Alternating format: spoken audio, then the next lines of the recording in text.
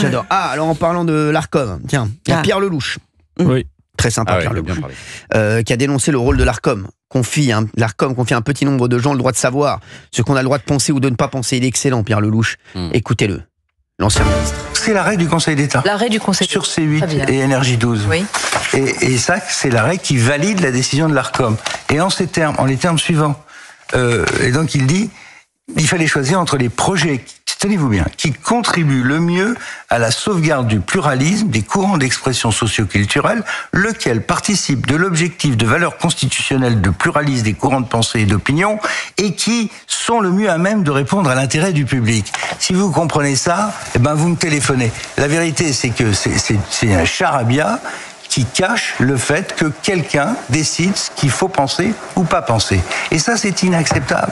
Et là-dessus, Vance, il a mis le doigt sur quelque chose d'essentiel, c'est que cette structure, l'Arcom, qui est l'héritière de quelque chose que François Mitterrand avait créé en 82, qui s'appelait la Haute Autorité, l'ACA, confie à un petit nombre de gens le droit de savoir ce qu'on a le droit de penser ou pas penser. Et si vous n'êtes pas d'accord, on vous met une amende et ensuite on confie au Conseil d'État, qui est le tribunal de l'État, le soin de vous interdire. Aussi que c'est le faux-nez du pouvoir ? Bien sûr.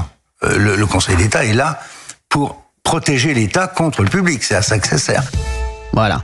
Bravo Pierre Lelouch. C'est incroyable. Protéger l'État, on pourrait le concevoir, mais participer à une opération politique, ça c'est différent.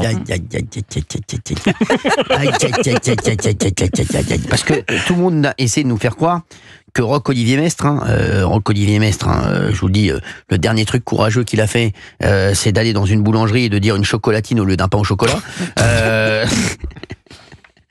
Donc, surtout que c'est chocolatine. Oui, donc on va nous faire croire que Roch-Olivier Mestre, tout seul dans son petit bureau, il a dit bon, on va arrêter C8, on va arrêter Énergie 12. Donc si c'est ça, écoutez-moi bien. Voilà, vous savez, vous connaissez Big Laoui. Oui. Et ben il en aura plus qu'une. L'autre servira de lampadaire sur le quai sur les quais de Paris. Hein, voilà. Ça pourra éclairer toute la ville. Hein. Exactement. Il faut pas prendre des vesties pour une lanterne. Ça va faire économiser de l'argent à Hidalgo. Là, je peux vous dire que ça va éclairer tout le périph'. Non mais comment, franchement, à un moment, ils en ont pas marre de nous prendre pour des cons. Écoutez. Non mais Gauthier, c'est quand même fou. Mais par contre, moi je suis sûr. Vous avez vu que là, il y a de plus en plus de gens qui se réveillent. Hein. Oui. Là, ça secoue sévère. Hein. Regardez ce qu'a dit également Mathieu Vallet. Député. S'inspirer de Javier Milei et de Elon Musk qui coupe les crédits aussi. Non mais on n'a qu'à s'inspirer de nos propositions françaises. Vous voyez, Cyril Hanouna sur C8 va voir sa chaîne fermée, Énergie 12 pareil, par la chaîne du groupe, par une agence qui n'est élue par personne, qui rend de compte à personne, qui nous coûte 46 millions d'euros par an. J'ai fait une vidéo où j'ai expliqué parce que c'était affolant, et derrière on a le Conseil d'État qui visiblement ne doit pas servir à grand chose puisqu'ils ont entériné, malgré l'audience, cette décision sans que le peuple français ait eu son mot à dire, alors que c'est la première chaîne de la TNT. Voilà, moi je trouve que Cyril Hanouna, on peut aimer ou ne pas aimer, mais en tout cas, il a réconcilié une partie des Français avec la politique. Moi, par exemple, dans son émission Face à Baba, il a invité tous les candidates et les candidats qui ont bien voulu la présidentielle à aller sur son plateau. Et ben, j'ai trouvé ça intéressant, j'ai trouvé ça très mesuré, j'ai trouvé ça une approche différente des autres chaînes. Et pardon, mais la démocratie, c'est pas de faire fermer la bouche à ceux avec qui on n'est pas d'accord, c'est de permettre à tout le monde de pouvoir s'exprimer. Voltaire disait, je ne suis pas d'accord avec ce que vous dites, mais je me battrai pour que vous puissiez le dire. Je pense que toutes ces agences qui malheureusement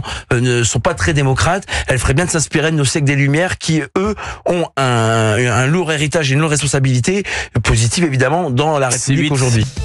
Merci Mathieu Vallet. Hein. Franchement, il a pas tort dans ce qu'il dit, Mathieu Vallet. Et vous avez vu que, alors lui, il a dit que ça valait 46 millions par an, c'est 51. C'est même l'AFP qui l'a dit. C'est l'ancien budget, 46. Bravo à l'AFP d'ailleurs. Je voudrais dire sur qui on tombe souvent. Mine de rien, et l'AFP, ils ont fait un très bon boulot et ils ont donné vraiment le chiffre, 51 millions d'euros. Et parce que le 46 millions, c'était pas faux, c'était le budget précédent. Voilà, là c'est la loi de finances de 2025. On a augmenté le budget de 5 millions d'euros. Voilà. Oui. Enfin, c'est quand même un... Vous avez vu ce que dit Mathieu Vallet? Il dit Cyril Hanouna va avoir sa chaîne fermée. Il montre bien que c'est juste moi qui... Parce que c'est pas visé. Chaîne, voilà. C'est fou. Voilà, c'est clair. Pour tout le monde, c'est clair. Ah, mais bien sûr. C'est clair. Donc voilà, Tout le monde l'a compris, ça, je pense. Oui, mais vous vous rendez compte qu'ils ont fermé toute une chaîne parce que je l'ai dérangé. Qu'est-ce qu'ils font de tous les talents qu'il y avait sur la chaîne? Non, mais c'est... Franchement... ils essayent de dire... On se rend pas compte de cette catastrophe. Je vous jure, à chaque fois que j'en parle, je me dis, c'est quand même catastrophique la décision qu'ils ont prise. Ce qui est intéressant, c'est qu'en un mois, maintenant, la population voit bien que ça n'est pas une décision administrative, mais politique. Je pense que là, La bascule s'est faite. Elle est claire. Elle est claire, il y a beaucoup de personnes qui n'étaient pas très au fait de tout ça. C'était un discours pour des gens très informés sur tout ça, spécialisés de ces questions-là. Là, les gens voient que c'est une décision politique. Première chose. Deuxième chose, c'est par rapport au coup de gueule d'hier. C'est-à-dire que quand le président Macron dit que les personnes trouveront un emploi sans difficulté sur les 2 chaînes qui vont ouvrir, ça, c'est véritablement scandaleux. Parce que c'est jouer avec l'emploi et donc avec la vie des gens.